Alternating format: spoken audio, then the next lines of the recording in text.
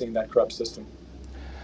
I also read lots of papers, and one of them is showing also that there is a big doubt in United Kingdom that mostly of people who died during 2020, and they are supposedly died from COVID, exactly they die because of mistreatment of medicines. They use these medicines and they kill them. That means doctor protocols kill them, not really disease.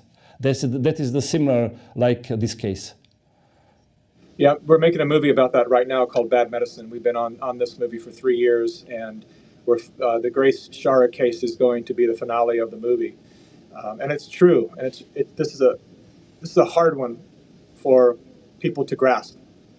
And I'll break it down for you because I want people to understand, to give you an overview of how this happened. But it is true that the hospitals killed the majority of the people. It's just true at this point. And I'll explain how we know that, how a lot of people know that. And I will also tell you that I've interviewed a lot of ER doctors, hospital directors, people that were right on the front line. And I've asked every single one of them one question. And it's been amazing to get the same answer back every time. I'll say to them, can you tell me how many people that you know without doubt died strictly of COVID, from COVID alone? No comorbidities, no hospital interventions that may have been wrong or done damage, just COVID. And to date, I've had a lot of them take a long, hard think into that, take a moment, a pause, and then say to me, I can't think of a single one. They all either had, other things going on, a history of bad health, or they came in because it was a gunshot victim. And so let me explain to you how the biggest crime against humanity actually took place, because a lot of people don't know. People get stuck a lot.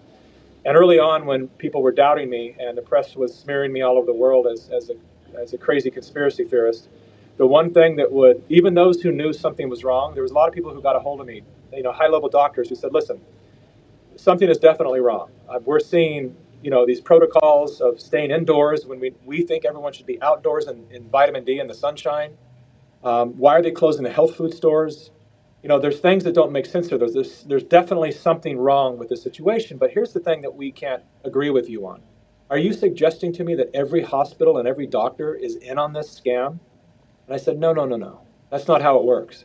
You can't get a bunch of good people who took an oath to do no harm to suddenly be part in what is ultimately amounts to a mass genocide. That's not how it works. It works through persuasion, and so here's an overview of it. So first of all, you start with a PCR test. We've all heard of it at this point. PCR test was created by a man named Willis, who won the Nobel Prize in biochemistry for creating the PCR test.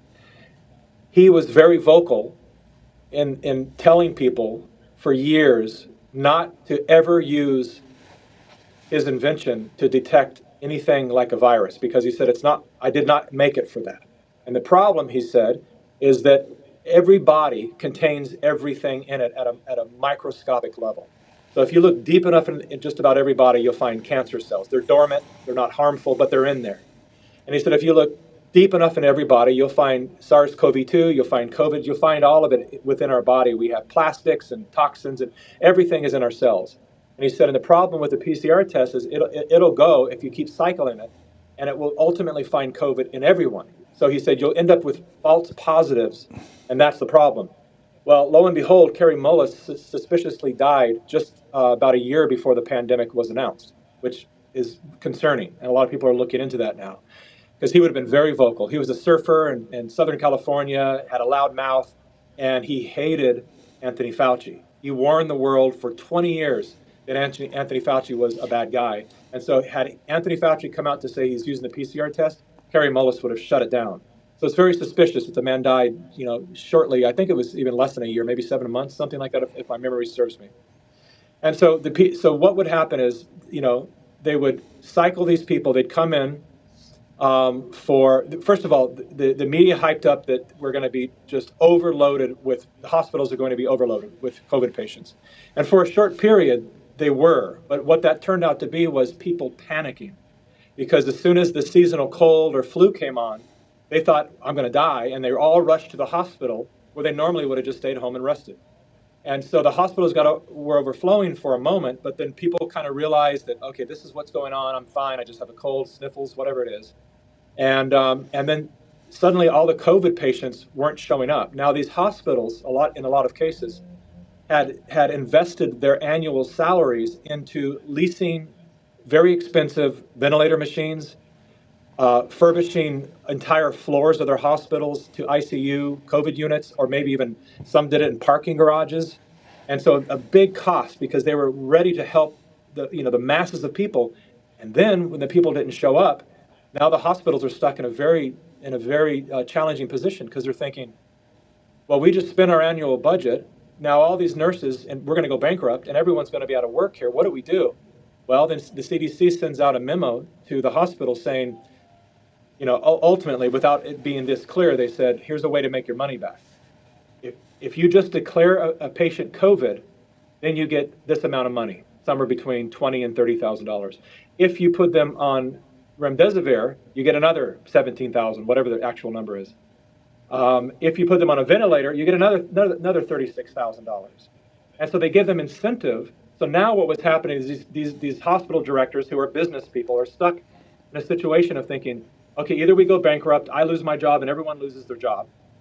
Another expense they did is they flew in what they call travel nurses from all over the world, and they put them up in hotels or Airbnbs, and every day they would shuttle them in Ubers or shuttle buses.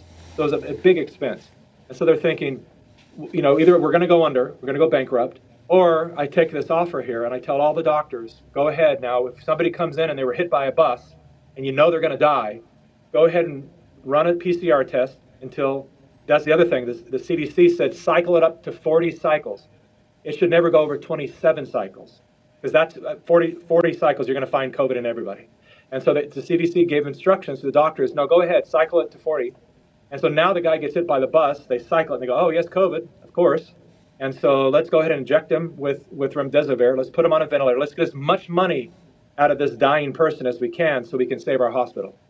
This is how they did the scam. This is one of the many, many, many ways that they got good people to do very bad things. Whoever gets to this and organize this, standing behind